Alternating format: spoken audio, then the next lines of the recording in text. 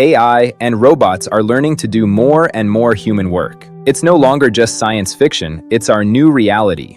From factories and offices to farms and even creative studios, the machines are moving in. Automation is everywhere. But here is the real question nobody is ready to answer.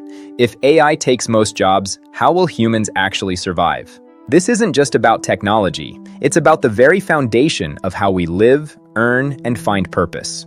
To understand where we're going, we have to look at the system we've relied on for centuries. For hundreds of years, society worked in a simple circle.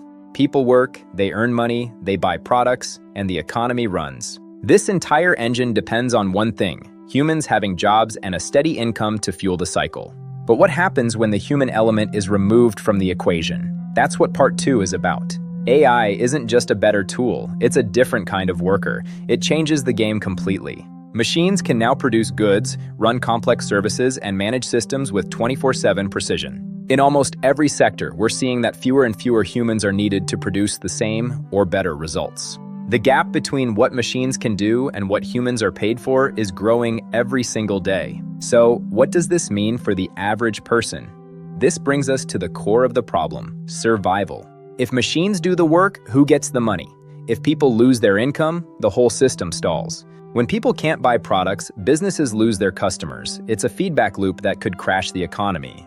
This isn't just a bad luck scenario for workers, it's a survival risk for the entire global economic system. Even AI companies suffer if there's no one left to buy what their machines are creating. It's a paradox. So, how do we fix it?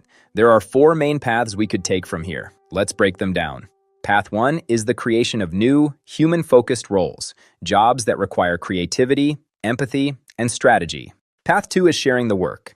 Imagine a 20-hour work week where machines handle the heavy lifting while we enjoy the fruits. Path 3 is universal basic income, directly sharing the wealth generated by the AI revolution with every citizen. And then there's Path 4, extreme inequality and instability.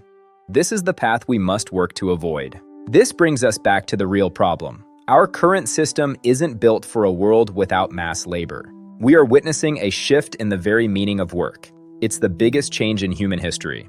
In the future, survival may no longer depend on a traditional job. Our purpose might come from elsewhere. The real question isn't, will AI take jobs, but how will we live, earn, and find purpose in this new world? The future is not just technological, it's deeply, fundamentally human. Thanks for watching.